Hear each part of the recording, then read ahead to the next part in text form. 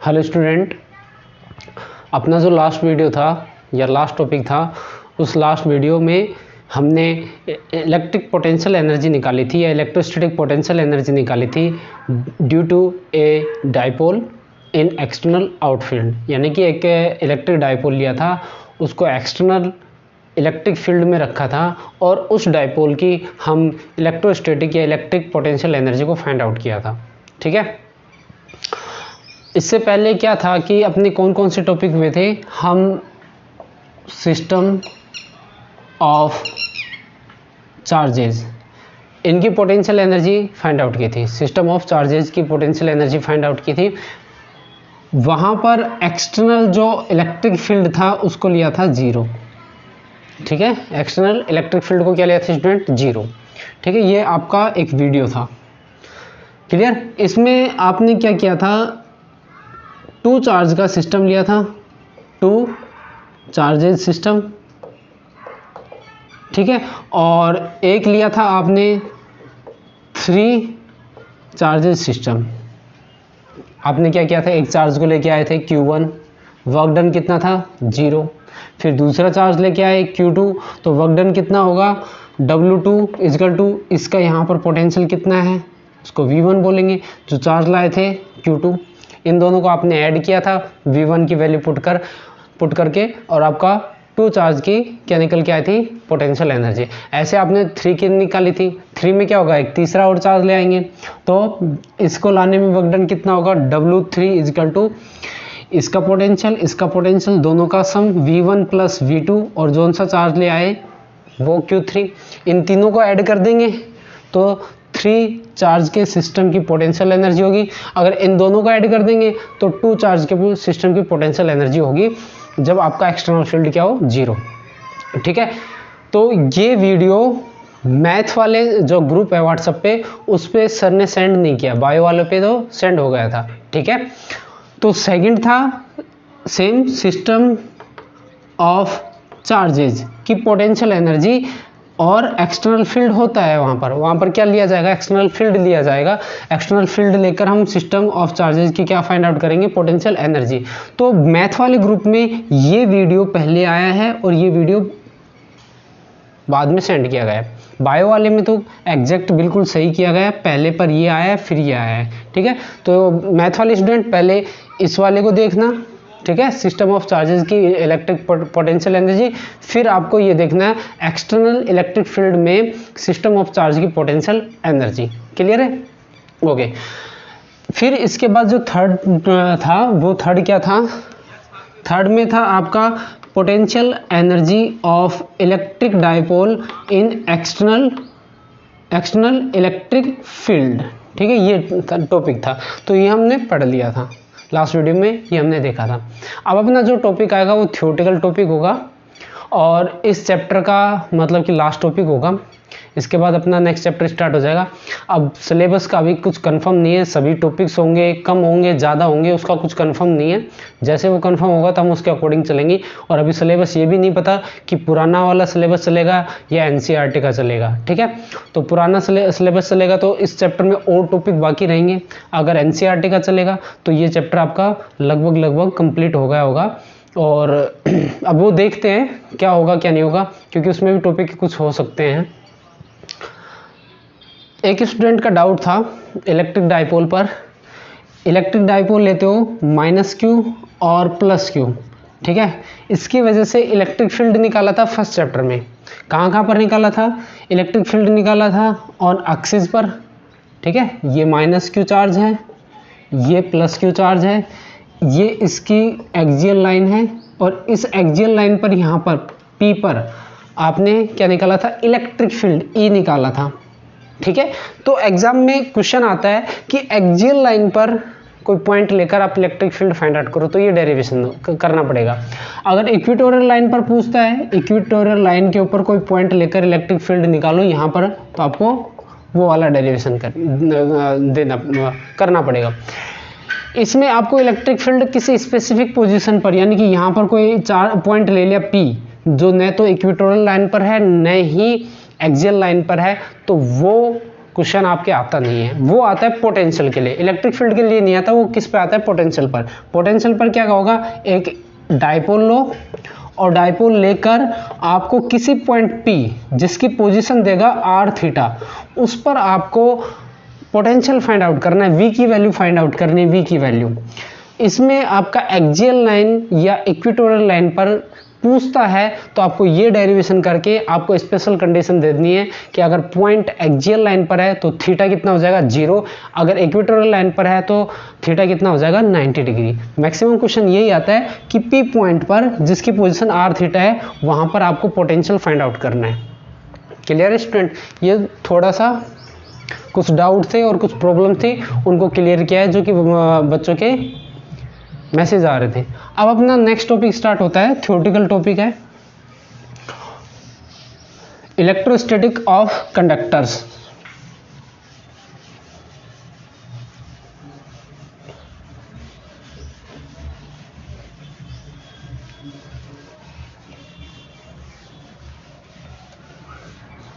Simple सा topic है, 1 number के क्वेश्चन बनते हैं यहां पर।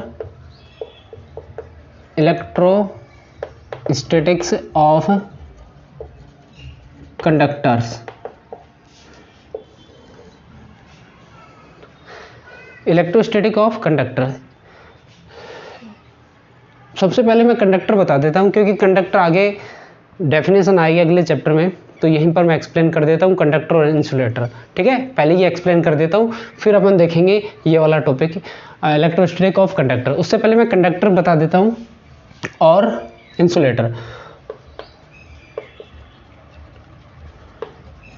कंडक्टर मटेरियल होते हैं, कुछ स्पेसिफिक मटेरियल होते हैं, ठीक है। दीज आर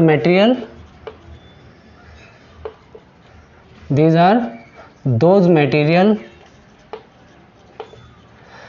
जिनके अंदर, ठीक है, डेफिनेशन आपको नोट्स में भेज दी जाएगी। These are those material in which the free electron flow throughout the material. ठीक है, ये ऐसे मटेरियल होंगे जिनके अंदर फ्री इलेक्ट्रॉन जो मटेरियल है उसके अंदर मूव करेंगे। ठीक है, अब मैंने एक वर्ड बोला है फ्री इलेक्ट्रॉन।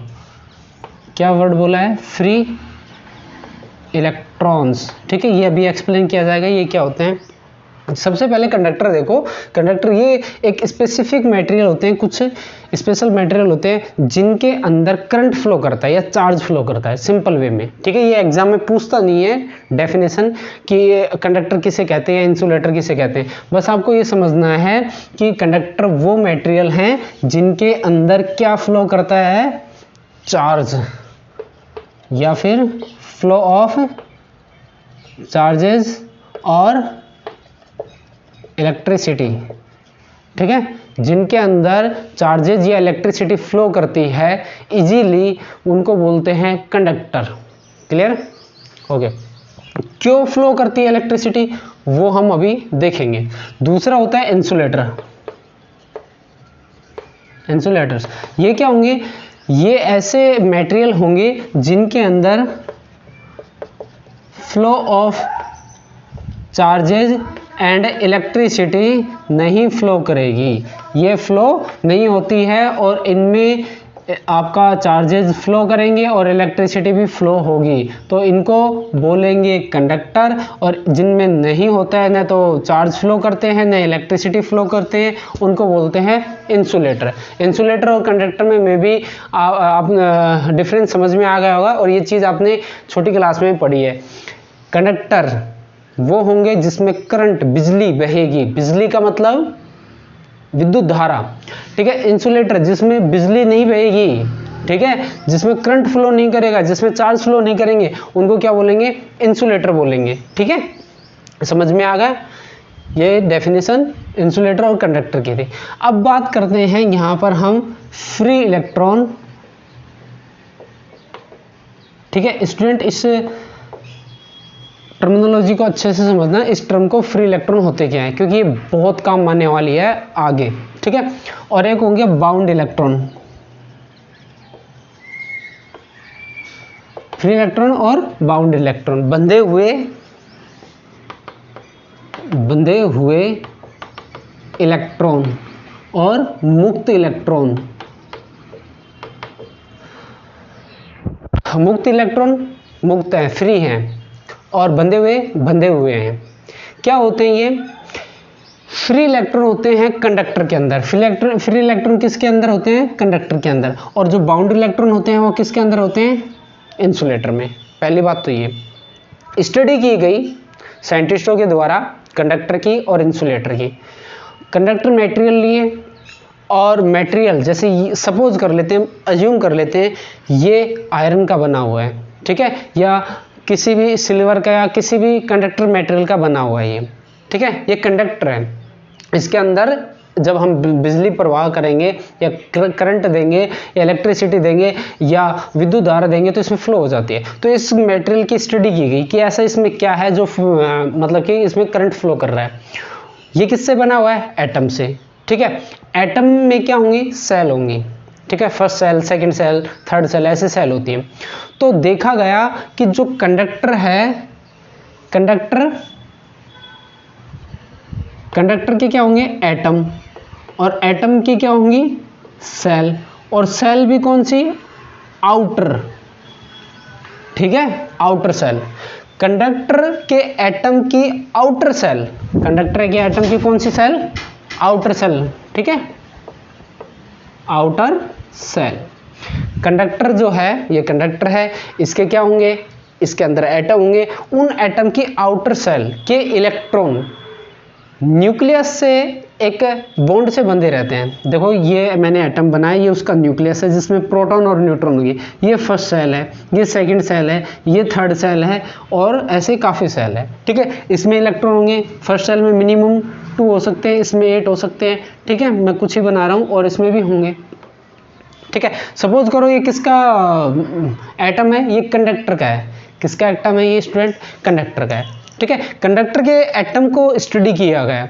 स्टडी करने पर क्या मिला कि ये इलेक्ट्रॉन पॉजिटिव और ये इलेक्ट्रॉन नेगेटिव। तो इन जो न्यूक्लियस के क्लोज सेल है, उस क्लोज सेल के जो इलेक्ट्रॉन है वो न्यूक्लियस से बहुत ही स्ट्रॉन्ग अट्रैक्टिव फोर्स से बंधे हुए रहते हैं। बहुत ही आकर्षण, तेज प्रकृति का आकर्षण बल लगा रहता है इन दोनों के बीच में। बहुत ही हाई स्ट्रेंथ का अट्रैक्शन फोर्स लगा रहता है, ठीक है। और जो आउटर सेल होती है, कंडक्टर के एटम के आउटर सेल के इलेक्ट्रॉन जो होते हैं वो बहुत ही वीक बॉन्ड से बंधे रहते हैं। वीक बॉन्ड नहीं बोलेंगे, सॉरी, वीक फोर्स से बंधे रहते हैं, ठीक है। उनके ऊपर जो फोर्स लगेगा न्यूक्लियस का वो वीक फोर्स होगा, ठीक है। क्या होगा? Weak force. बॉन्ड किसके बीच में होता है स्टूडेंट? इलेक्ट्रॉन के बीच में होता है, ठीक है। ये इलेक्ट्रॉन को ट्रांसफर करने पर बॉन्ड बनता है। बॉन्ड नहीं बोलेंगे हम, फोर्स बोलेंगे। ये स्ट्रॉन्ग फोर्स से बाइंड होते हैं, और जो आउटर सेल के इलेक्ट्रॉन होते हैं वो वीक फोर्स से बाउंड होते हैं।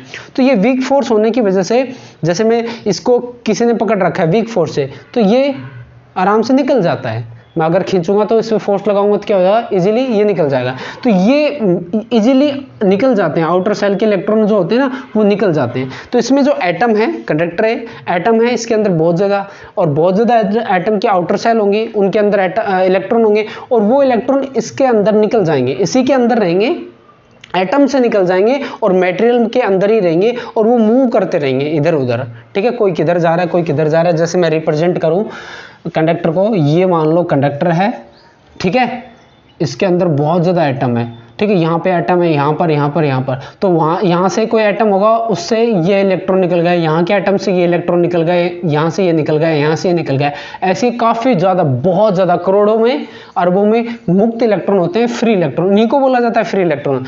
आउटर सेल के जो इलेक्ट्रॉन फ्री हो जाते हैं, किससे? एटम से, उनको क्या बोलते हैं? Free electron. क्या बोलते हैं स्टूडेंट? Free electron. कंडक्टर के अंदर एटम होंगे, कंडक्टर के अंदर क्या होंगे? एटम।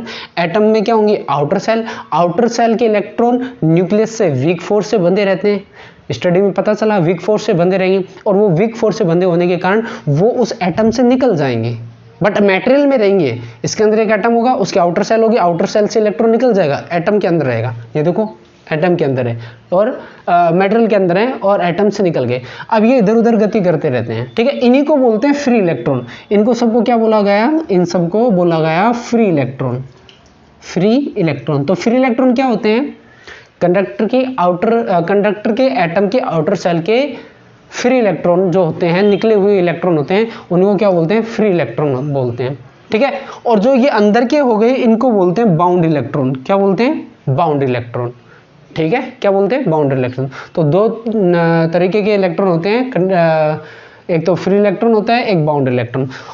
अगर इंसुलेटर देखा जाए, इंसुलेटर के एटम देखे जाएंगे, तो इंसुलेटर के एटम जब आप देखोगे तो इंसुलेटर के जो भी होगा इंसुलेटर, सपोज करो ये मटेरियल है और ये मटेरियल कैसा है? इंसुलेटर। इसमें बहुत ज़्यादा एटम होंगे, यहाँ पर एटम होगा, यहाँ पर बहुत ज़्यादा एटम होंगे।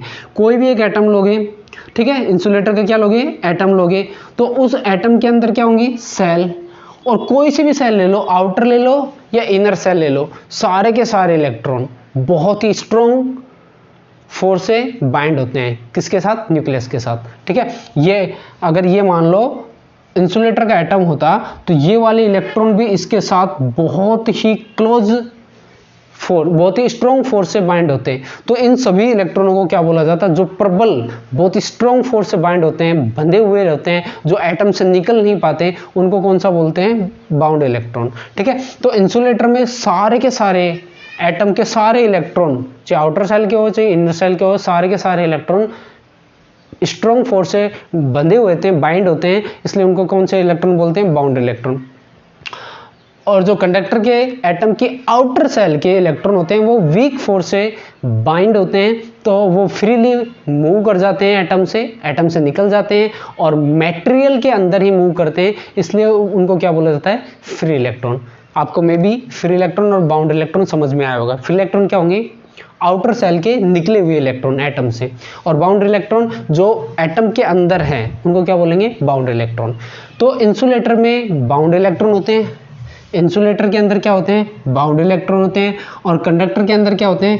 फ्री इलेक्ट्रॉन होते हैं। क्लियर? फ्री इलेक्ट्रॉन और बाउंड इलेक्ट्रॉन।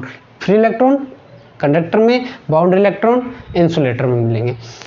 तो इंसुलेटर में करंट फ्लो नहीं करेगा, चार्ज फ्लो नहीं करेंगे। चार्ज क्यों नहीं फ्लो करेंगे? है ही नहीं चार्ज उसमें, फ्री इलेक्ट्रॉन है ही नहीं। इसमें फ्री इलेक्ट्रॉन होते हैं ना, वो मूव करते हैं। कंडक्टर में कौन मूव करता है स्टूडेंट? कौन मूव करता है? फ्री इलेक्ट्रॉन मूव करते हैं। ठीक है, इंसुलेटर में फ्री इलेक्ट्रॉन होते ही नहीं है, वो मूव नहीं होंगे, तो करंट कैसे फ्लो करेगा? एक बार मैं फिर से थोड़ा एक्सप्लेन कर देता हूँ कि क्यों इसमें इलेक्ट्रॉन फ्लो नहीं करते, क्यों इसमें फ्लो करते हैं इलेक्ट्रॉन।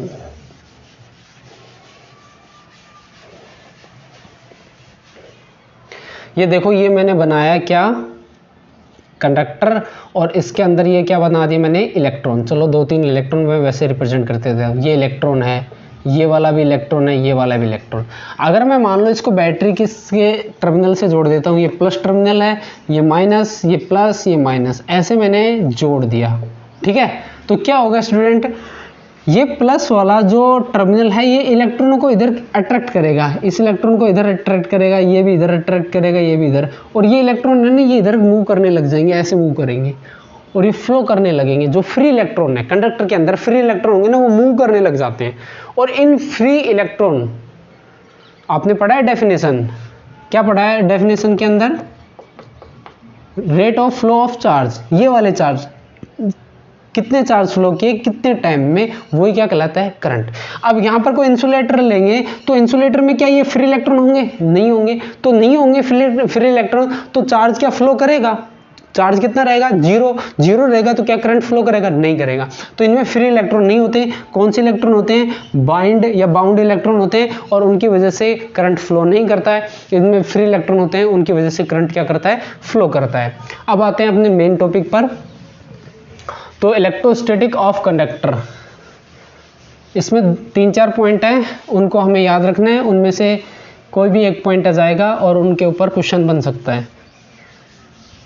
तो फर्स्ट बात बोली जाती है कि इनसाइड द कंडक्टर E = 0, यानी कि कोई कंडक्टर होगा उसके अंदर इलेक्ट्रिक फील्ड ऑलवेज क्या होगा? 0। ये डेरिवेशन किया था आपने स्टूडेंट, इसका डेरिवेशन किया था आपने।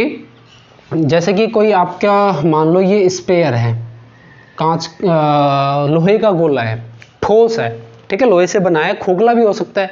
जैसे फुटबॉल होगा वो मान लो लोहे का बना होता तो आउटर लेयर ही लोहे की रहती, आयरन की होती, तो वो खोखला होता। हम ठोस को कंडक्टर की बात कर रहे हैं, मान लो ये वाला है पूरा ठोस स्पेयर है, ठीक है। इस स्पेयर को चार्ज दोगे, ठीक है, इस स्पेयर को चार्ज दोगे, वो भी पॉइंट आएगा, सेकंड पॉइंट होगा इसमें। अगर मान लो इसको चार्ज दिया तो चार्ज देंगे, तो चार्ज देने पर मान लो मैंने यहाँ पर चार्ज दिया, ये कंडक्टर है मान लो, इसके ऊपर यहाँ पर एक स्पेसिफिक जगह पे मैंने बहुत ज़्यादा चार्ज दे दिया, ठीक है। चार्ज दे दे तो इलेक्ट्रॉन ही तो देंगे, चार्ज देना क्या होगा, या तो इलेक्ट्रॉन दो या इलेक्ट्रॉन निकालो। तो चार्ज जब दे दिया, इलेक्ट्रॉन मैंने इसको दे दिए, तो इलेक्ट्रॉन देने पर वो क्या होंगे, इलेक्ट्रॉन एक दूसरे से दूर जाएंगे। क्यों जाएंगे, एक इलेक्ट्रॉन दूसरे इलेक्ट्रॉन पर फोर्स लगाएगा तो वो दूर मूव होंगे, और मूव होते हुए कहाँ पर आ जाएंगे, वो आउटर सरफेस पर। कहाँ पर आएंगे स्टूडेंट, आउटर सरफेस के ऊपर। तो पहली बात तो ये कि किसी भी कंडक्टर को आप चार्ज दोगे तो चार्ज देने पर वो सारा चार्ज उस कंडक्टर के सरफेस पे आता है, ठीक है। ये इसका पॉइंट है, ठीक है, एक पॉइंट है जो कि मैंने बता दिया कि there is no charges inside the conductor. ये पॉइंट सेकंड है, there is no charges inside the conductor, ठीक है, no charges inside the conductor. और चार्जेज कहाँ रहेगा, सरफेस पर, ठीक है। अब सेकंड बात आती है, inside the conductor electric field क्या रहेगा, जीरो। तो आपने डेरिवेशन किया था कि चार्ज दिया था, वो सारा चार्ज कहाँ पर आ गया था, सरफेस पे आ गया था। आपने एक पॉइंट आउट लिया था पी आउट लेकर आपने ई निकाला था। ई कितना आया था स्टूडेंट, के क्यू, इसके सेंटर ओ से डिस्टेंस अगर आर है ये वाली, तो के क्यू आर स्क्वायर। अगर ये पॉइंट पी यहाँ पर लेंगे तो ई क्या निकल के आया था सरफेस पे, ये आउट था, सरफेस पे क्या निकल के आया था, के क्यू कैपिटल आर स्क्वायर। और इनसाइड लिया था तो क्या निकल के आया था, ई इन, क्या निकल के आया था स्टूडेंट, जीरो निकल के आया था या नहीं। फर्स्ट चैप्टर में आपने सेकंड चैप्टर में आपने डेरिवेशन देखा था गोजेस लॉ पर, एप्लीकेशन ऑफ गोजेस लॉ। तो इनसाइड कंडक्टर के इनसाइड में इलेक्ट्रिक फील्ड क्या होता है, जीरो होता है। क्या होता है स्टूडेंट, जीरो होता है, ठीक है। और नो चार्ज होगा किसके अंदर, इसके अंदर वॉल्यूम के अंदर, बाहर ही रहेगा। ये कंडक्टर है तो इसके अंदर नहीं रहेगा, बाहर रहेगा। थर्ड पॉइंट क्या रहेगा कि इसका जो सरफेस है और इसका जो अंदर का वॉल्यूम है वो उसके ऊपर जो V रहेगा, V क्या रहेगा, कांस्टेंट, यानी कि सेम रहेगा हर जगह पे पोटेंशियल की वैल्यू क्या रहेगी, सेम रहेगी। सेम क्यों रहेगी ये समझते हैं, ठीक है। V कांस्टेंट रहेगा कहां पर, सरफेस पर और उसके अंदर। सपोज करो ये कंडक्टर है, ये क्या है, कंडक्टर है। यहां पर इलेक्ट्रिक फील्ड कितना है स्टूडेंट, इलेक्ट्रिक फील्ड कितना है, जीरो है। यस या नो, जीरो है, ठीक है, ओके, इलेक्ट्रिक फील्ड जीरो है। तो आप यहाँ से कोई चार्ज है Q, उसको यहाँ पर लेके आओगे एक पॉइंट से A से B तक, तो आपका जो WAB होगा वो कितना होगा, जीरो। क्यों होगा, क्योंकि इलेक्ट्रिक फील्ड है, तो वहाँ पर आप चार्ज लेके जाओगे, तो इलेक्ट्रिक फील्ड के अगेंस्ट वर्क कितना होगा, जीरो होगा। जैसे आपने यहाँ पर कोई चार्ज है, एक चार्ज लेके आए इन्फिनिटी से यहाँ पर Q1, तो वर्क डन कितना हुआ, जीरो। Q2 लेकर आते हो तो वर्क करना पड़ता है, क्यों, Q2 लाएंगे तो इसके इलेक्ट्रिक फील्ड में लाना पड़ेगा और वर्क करेंगे। तो यहाँ पर यहाँ से लेके आएंगे यहाँ तक, तो वर्क डन कितना होगा, जीरो। क्यों जीरो होगा, क्योंकि इलेक्ट्रिक फील्ड जीरो है, और इलेक्ट्रिक फील्ड जीरो होगा तो वर्क डन भी कितना होगा, जीरो होगा। तो आपका एक फॉर्मूला है VAB equal to WAB divided by Q, ठीक है। अब इसमें वर्क डन जीरो हो गया तो VAB equal to zero by Q हो जाएगा, ठीक है। और यहाँ से VAB क्या निकल के आएगा स्टूडेंट, VAB, तो VAB निकल के आएगा जीरो। VAB जीरो निकल के आया तो यानी कि VA माइनस VB या VB माइनस VA कितना होगा, जीरो। और आगे हम देखेंगे तो VB बराबर में VA, यानी कि A पॉइंट और B पॉइंट पर पोटेंशियल क्या रहेगा, सेम रहेगा, ठीक है। ये कुछ पॉइंट थे।